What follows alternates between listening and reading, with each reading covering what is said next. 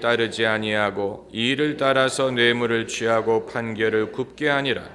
이스라엘 모든 장로가 모여 라마에 있는 사무엘에게 나아가서 그에게 이르되 보소서, 당신은 늙고 당신의 아들들은 당신의 행위를 따르지 아니하니 열방과 같이 우리에게 왕을 세워 우리를 다스리게 하소서 한지라. 우리에게 왕을 주어 우리를 다스리게 하라 한 그것을 사무엘이 기뻐하지 아니하여 여호와께 기도하매 여호와께서 사무엘에게 이르시되 백성이 내게 한 말을 다 들으라. 그들이 너를 버림이 아니요 나를 버려 자기들의 왕이 되지 못하게 함이니라. 내가 그들을 애굽에서 인도하여 낸 날로부터 오늘까지 그들이 모든 행사로 나를 버리고 다른 신들을 섬김같이 내게도 그리하는도다. 그러므로 그들의 말을 듣되 너는 그들에게 엄히 경계하고 그들을 다스릴 왕의 제도를 알게 하라. 사무엘이 왕을 구하는 백성에게 여호와의 모든 말씀을 일러 가로되 너희를 다스릴 왕의 제도가 이러하니라.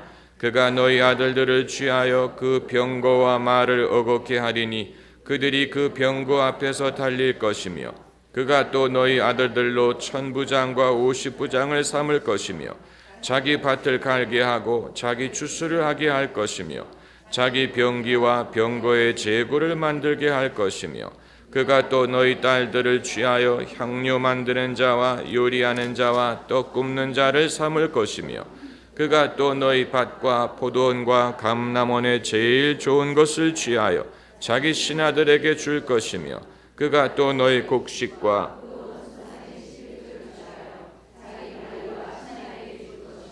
그가 또 너희 노비와 가장 아름다운 소년과 나귀들을 취하여 자기 일을 시킬 것이며 너희 양떼 10분의 1을 취하리니 너희가 그 종이 될 것이라.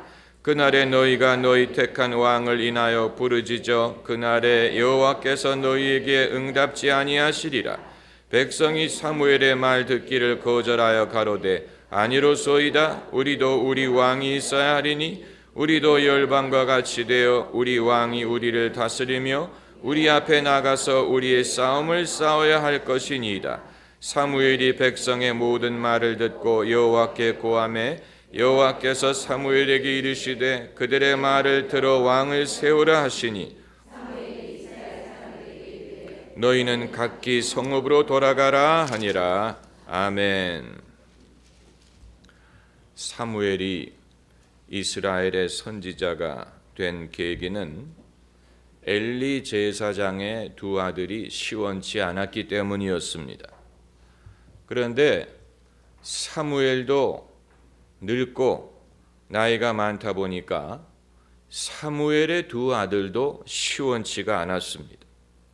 엘리 제사장의 아들과 같지는 않았습니다. 엘리 제사장의 아들들은 불량하고 여호와를 몰랐다라고 했습니다. 사무엘의 아들들은 그 정도는 아니지만 그럼에도 이 일을 따라서 뇌물을 취하고 판결을 굽게 했다고 했습니다. 그래서 백성들 간의 평판이 좋지 않았습니다. 오늘 본문을 보면 이스라엘의 장로들이 사무엘을 찾아와서 불평을 하는 장면이 나옵니다. 보소서, 당신은 늙고 당신의 아들들은 당신의 행위를 따르지 않습니다. 그래서 그 대신 무엇을 부탁합니까? 왕을 세워달라고 부탁합니다. 열방 민족처럼 우리도 왕을 세워서 왕이 우리를 다스리게 해달라. 그 말을 듣고 사무엘이 마음이 편찮지가 않습니다. 당연하지요. 자기 아들들이 지금 사사로 있는데 그들에 대해서 백성들이 불만족스럽게 생각하고 사무엘의 아들 대신에 왕을 세워달라고 하니까 이 그들의 요구가 정당하냐 정당하지 않느냐를 떠나서 팔이 안으로 굽는다고 당연히 사무엘이 언짢게 생각하는 것입니다. 그래서 하나님께 기도하는데 하나님이 사무엘을 위로하십니다. 그들이 너를 버림이 아니요 나를 버려 자기들의 왕이 되지 못하게 함이니라. 그러면서 뭐라고 말씀하시냐면 그들의 요구를 들어줘라 이렇게 말씀하십니다. 그들에게 왕을 세우되 다만 엄히 경계하고 백성이 지불해야 될 대가를 사전에 알게 하라. 그래서 사무엘은 침을 튀기면서 자기의 말까지 아마 보탰을 것입니다. 너희가 왕을 세우면 왕이 너희의 아들들을 뭐를 시키고 딸들에게 뭐를 시키고 포도원을 10분의 1을 가져가고 너희가 그의 종이 되고 별의별 고생을 한다. 그랬는데도 백성들은 꿈쩍하지 않고 괜찮으니까 우리에게 왕을 세워달라. 이렇게 해서 사무엘이 세운 이스라엘 초대 임금이 누굽니까? 사울 왕이지. 그래서 사무엘과 사울 왕의 관계가 좋지 않았던 이유가 사울 왕이 잘못 행한 이유도 있지만 사무엘의 아들들을 대신해서 임금이 된 사람이기 때문에 사무엘 마음속에 사울에 대해서 불편하게 생각하는 것이 한 몫을 분명히 했으리라고 생각을 하는 것입니다. 이 사건을 통해서 우리는 여러 가지 교훈을 얻을 수가 있는데, 첫째는 부모의 소원은 다 똑같다는 사실. 아비의 소원은 다 똑같습니다. 사무엘이라고 다르지 않았어요. 사무엘이 하나님의 사람이고 선지자고 하나님이 택한 인물이고 어렸을 때부터 헌신한 인물이지만 사무엘도 자식을 낳고 보니까 자기 자식이 대를 이어서 하나님에게 쓰임을 받고 이스라엘 백성들에게 인정을 받는 사람이 되기를 원하는 것은 모든 부모나 마찬가지였어요. 사무엘 자신이 엘리 제사장의 두 아들이 불량한 것을 봤지만 사무엘이 자식을 낳고 보니까 자기 자식은 자기 뒤를 이어서 이 일을 해주기를 바랬던 것입니다. 아마 사무엘은 이렇게 생각했을 것입니다. 우리 아이들은 다르다. 모든 부모가 그렇게 생각합니다. 우리 애는 다르다. 이 대예배 시간에 이 어린아이들을 예배당에 이 부모와 같이 앉지 못하게 하는데 이 자기 애를 데리고 들어오는 부모들이 항변하는 얘기를 보면 다 똑같습니다. 우리 애는 다릅니다. 우리 애는 조용하고 잘 듣습니다. 이게 모든 부모의 소원이에요. 그러나 이것은 사실적이기보다는 희망사항에 더 가깝습니다. 그리고 이제 두 번째로, 자식은 부모 마음대로 되지 않는다는 사실이, 사무엘 부부가 사무엘이 결혼해서 애를 키우면서 엘리 제사장의 가정을 얼마나 반면교사로 삼았겠습니까? 우리 애들은 엘리 제사장님의 아들처럼 되면 안 된다. 우리 어머니가 기도해서 나를 낳으셨고 또 낳기 전에 나를 하나님께 드리기로 서원하셨고 내가 어렸을 때부터 성막에 거했고 내가 어렸을 때부터 하나님을 섬겼고 우리 애들은 이 믿음의 유산을 따라서 키워야 되고 온 가문이 하나님을 섬겨야 된다. 모든 사람의 희망사항이. 그러나 사무엘의 기대대로 되지 않았습니다. 그래서 그 두 아들이 사사가 되기는 했는데 이를 따라서, 그 말은 이 자기의 이익을 따라서 뇌물을 받았다 그랬어요. 그리고 판결을 굽게 했다고 했습니다. 이들이 왜 뇌물을 받았는지 아세요? 주는 사람이 있기 때문에. 왜 사람들이 사무엘의 아들들에게 뇌물을 주겠습니까? 사무엘의 아들이기 때문에. 뻔한 일이, 그 아버지가 유명한 사람이고 힘이 있는 사람이고 그렇기 때문에 그 아들들에게 잘하는 것이 아버지에게도 영향을 미친다는 것을 아는 거예요. 만약에 이 두 아들이 사무엘의 아들이 아니고 이름 없는 사람의 아들이라면 상황이 달라졌을 것입니다. 사람들이 뇌물을 준 이유가 이 두 아들이 유능했기 때문이라기보다는 그 아버지의 후광 때문이에요. 그 아버지의 후광 때문에 사람들은 사무엘에게 잘 보이기 위해서 사무엘의 아들들에게 뇌물을 준 것인데, 그 두 아들은 그 사실도 모르고 뇌물을 주니까 좋아라 하고 그것을 덥석 받고 판결을 굽게 했는데, 당장은 뇌물이 들어오기 때문에 유익한 것 같지만 백성들이 바보가 아니에요.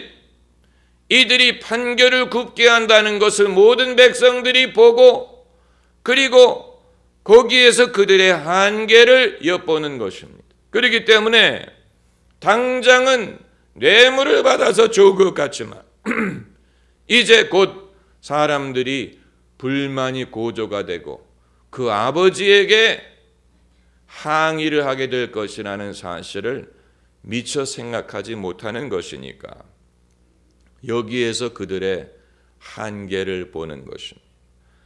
그들이 좀 더 지혜로웠으면 이렇게 하다가 백성들뿐만이 아니고 우리 아버지에게도 이 인정을 받지 못하고 문제가 되겠다라는 것을 생각하지 못한 것입니다. 오늘날 우리나라에서도 계속 보는 일이 무엇입니까?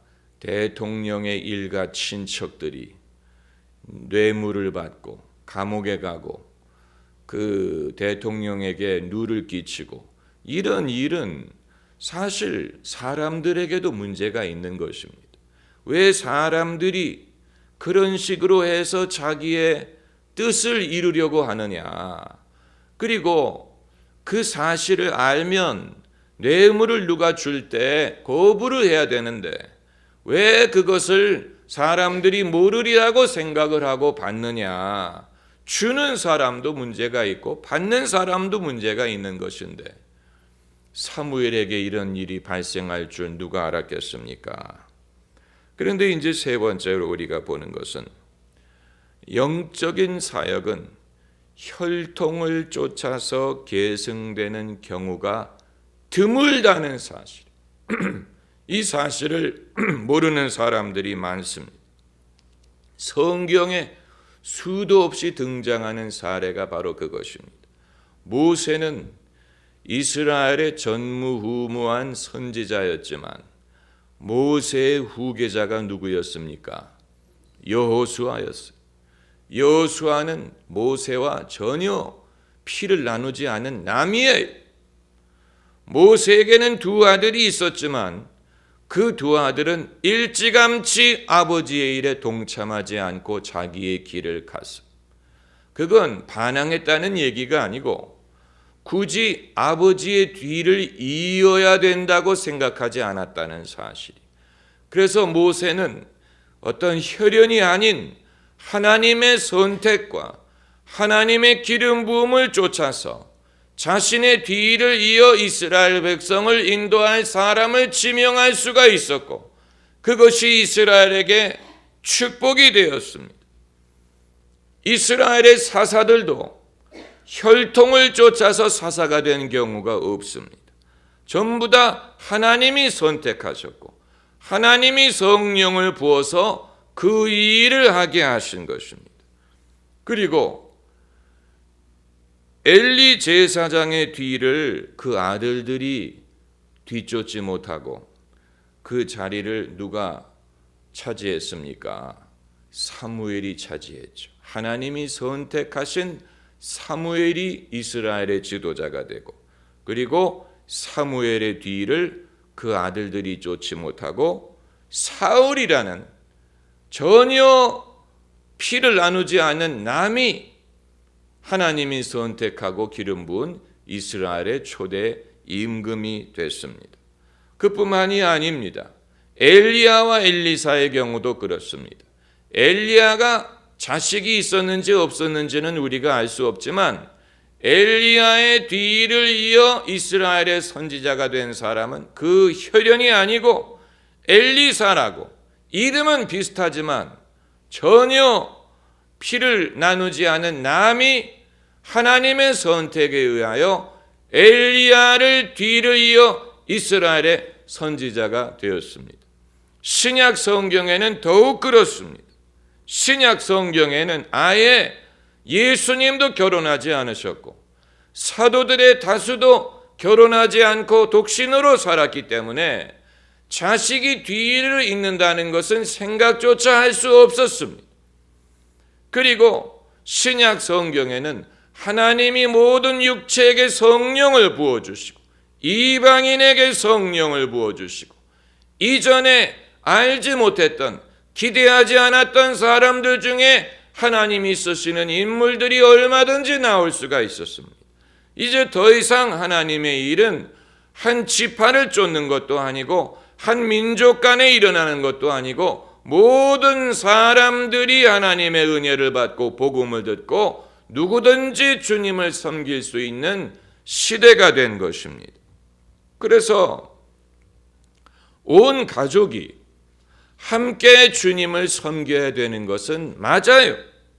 당연히 온 가족이 함께 주님을 섬겨야 되지만 그것은 자식이 반드시 아버지의 성직을 이어받아야 된다는 얘기는 아니에요. 그 차이점을 우리가 알아야 됩니다.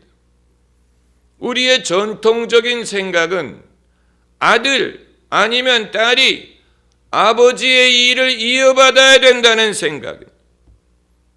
그러나 이것은 봉건적인 사고방식입니다. 옛날에는 그래야 했을지 몰라요.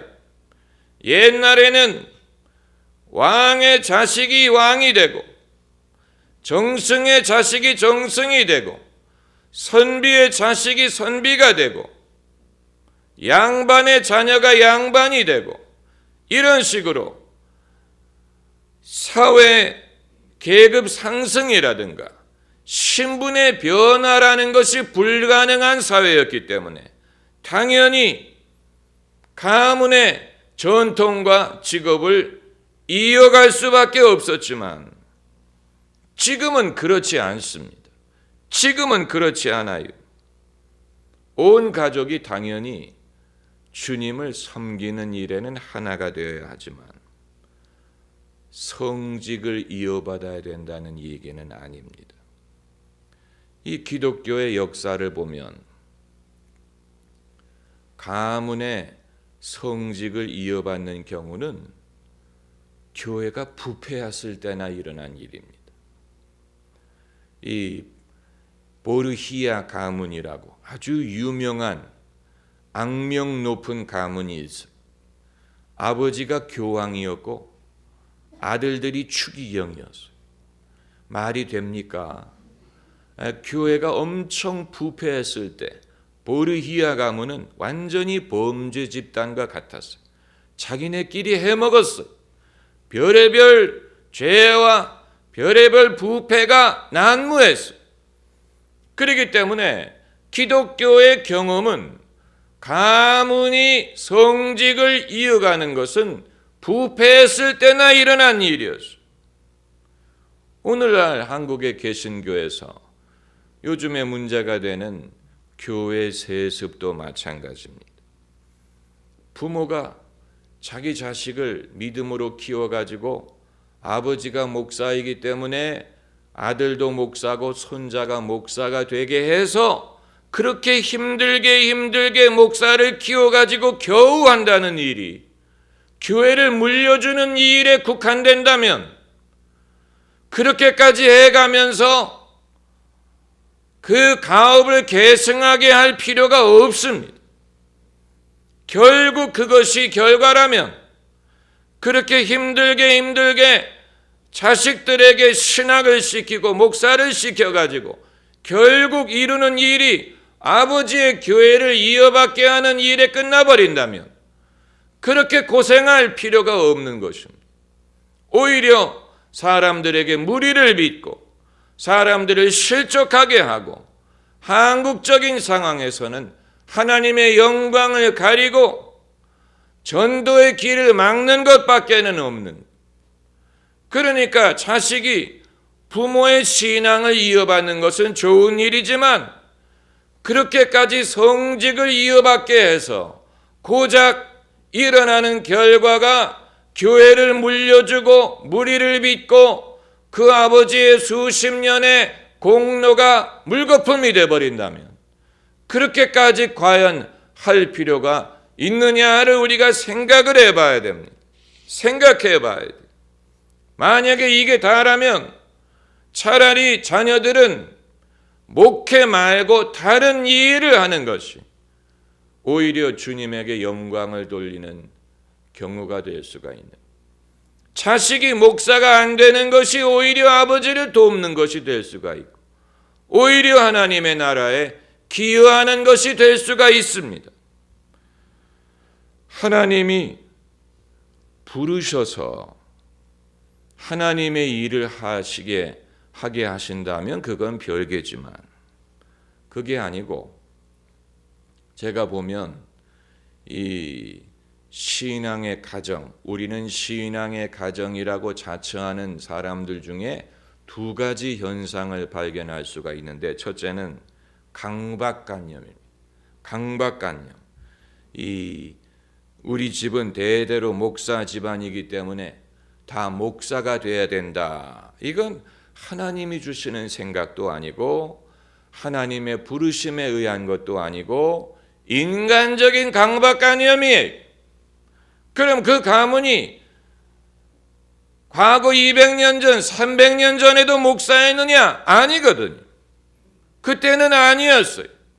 어느 한 시대에 하나님이 은혜를 주셔서 아무도 예수 믿는 사람이 없고 아무도 주님을 섬기는 사람이 없던 가정에 주님을 섬기는 사람이 생기게 하신 것은 고마운 일인데, 이제는 그것을 당연하게 생각해서 우리는 이래봬도 4대째 5대째 예수 믿는 집안이기 때문에 목사가 나와야 된다. 누가 그럽니까? 누가 그런 말을 합니까? 성경에서도 주님이 그런 이유로 당신의 종을 요구하신 일이 없어요.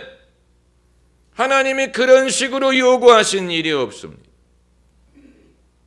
우리가 성경에서 발견하는 사실은 하나님은 당신이 쓰실 종이 부족한 경우가 없다는 사실. 하나님이 인재난을 겪는 일이 없어요. 구인난을 겪는 일이 없습니다. 하나님이 모세에게, 모세야, 요즘에 사람이 없다. 쓸 사람이 떨어졌다. 어떻게 하냐? 네가 가서 좀 구해오라. 이런 경우가 없어요. 그래서 교회를 핍박하던 사울을 주님이 부르셔서 사도로 세우신 것을 보세요. 주님은 당신이 선택할 만한 사람들을 얼마든지 찾을 수 있습니다. 지금 당장은 교회를 핍박하고 당장은 안 믿는 사람 중에도 주님이 쓰실 만한 사람들은 얼마든지 있습니다. 그럼 예수님 말씀에 추수할 곡식은 많으나 일꾼이 적다는 말씀은 무슨 뜻이냐? 그렇다고 해서 예수님이 제자들에게 그러므로 너희는 가서 빨리 사람들을 구해오라, 그렇게 말씀하지 않으셨어요. 예수님은 당신의 방법으로 장차 얼마든지 이 많은 추수할 곡식을 거두어 드릴 일꾼들을 세우실 것입니다. 그 목적을 위하여 성령을 보내십니다. 내가 말세 내 영을 모든 육체에게 부어주리니, 얼마든지 주님을 섬길 만한 사람들은 있습니다. 우리가 염려할 필요가 없습니다. 우리가 염려해서 되는 일이 아니에요. 유럽 교회가 쇠퇴해서 유럽이 더 이상 충분한 선교사를 보내지 못하게 되니까 하나님은 대한민국 또 아시아, 라틴 아메리카의 교회를 부흥하게 하셔서 그들이 대신 선교사를 파송하게 하시지 않습니까? 얼마든지 하나님께서는 이쪽이 아니면 이쪽에 이쪽이 닫히면 이쪽에 더 넓은 초장을 예비하시고 더 많은 추수할 일꾼들을 얼마든지 구하십니다. 이건 우리가 염려할 필요가 없습니다. 우리가 하나님을 도와드릴 수 없는 것이고 우리가 하나님을 도와드릴 필요가 없고 이건 우리가 염려할 일이 아니고 염려해서 되는 것도 아니에요. 하나님은 당신의 일을 하시고 당신의 방법으로 당신이 선택한 사람을 통해서 하십니다. 그러므로 강박관념을 가져도 안 되고 또 하나 과욕을 품으면 안 됩니다. 많은 신앙의 가정이 갖고 있는 것이 과욕입니다. 우리 가문은 모두 예수님을 섬긴다. 이런 식의 이게 어찌 보면 좋은 것인데 어찌 보면 과욕이 돼서 사람들 앞에 자랑하는 것이 돼버립니다. 우리는 이만큼 특별하다. 우리는 이만큼 믿음이 좋다. 우리는 이만큼 독실하다. 이런 메시지가 될 수도 있는 것입니다. 우리 집은 다 예수님을 섬긴다. 우리는 이만큼 의롭고 거룩하다. 이런 식의 어떤 사람들에게 보이기 위한 것이 될 수도 있는 것입니다. 그런데 성직은 사람들 앞에 신앙이든 착함이든 정성이든 그렇게 보일 일이 아닙니다. 믿음이 좋다고 성직자가 되는 게 아니에요.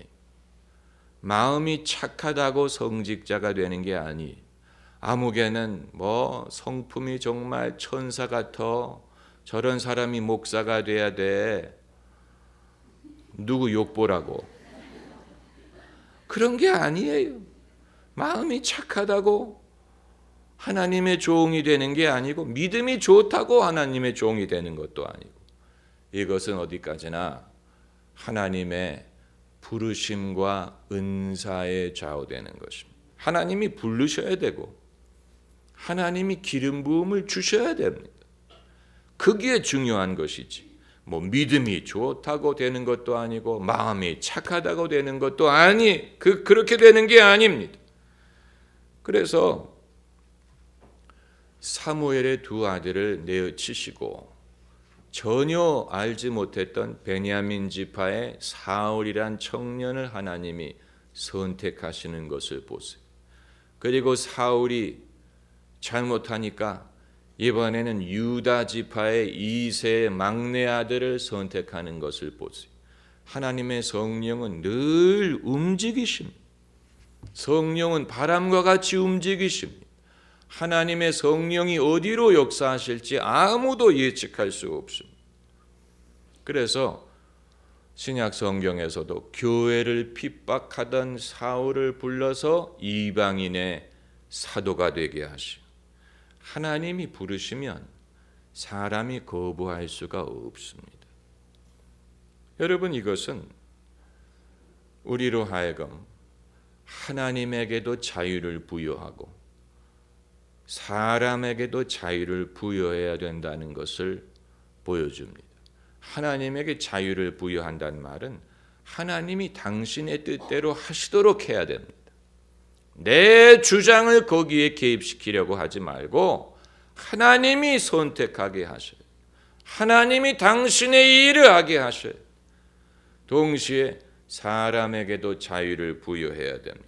사람이 강박감을 갖지 말고 하나님이 지어주지 않는 멍에를 스스로 지려고 하지 말고 하나님의 뜻을 신뢰하고 그것을 따르기만 하면 되는 것입니다. 이것이 사람들의 마음에 쉼을 줄 수밖에 없는 것입니다. 할렐루야. 기도하십시오.